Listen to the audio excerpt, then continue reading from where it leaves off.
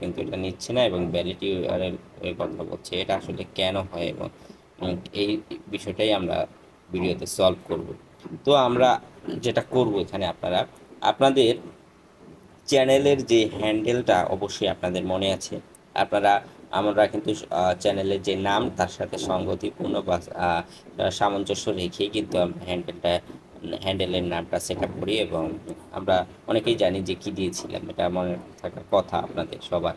তো আমরা এখানে আমাদের যে হ্যান্ডেলের যে নিক বা ইউজার নেম ছিল সেটা আপনারা মনে রাখবেন, নোট করে দিবেন। তো সেখানে আমরা যেটা করব, প্রথমে HTTP এইটা দিয়ে দিব, এই যে আমি যেমন দিচ্ছি দেখেন। তারপরে www.youtube.com স্ল্যাশ তারপর আপনারা আপনাদের সেই হ্যান্ডেলটি দিয়ে দিবেন। ঠিক সেমভাবে আমি আপনাদের নোটপ্যাডে দিয়ে দেখাই। এই যে এইখানে আমি মার্ক করে দিচ্ছি। এই যে এইভাবে আপনারা প্রথমে প্রথমে প্রথমে আপনারা যেটা করবেন, প্রথমে আপনারা এইটুকু লিখে নেবেন।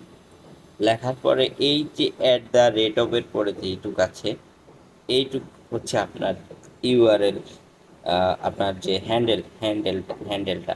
তো আপনি @ পরে আপনার হ্যান্ডেলটা বসায় দিবেন। আর আপনারা জানেন যে হ্যান্ডেলের আগে কিন্তু @ দেওয়ার পরে হ্যান্ডেলের নামটা থাকে।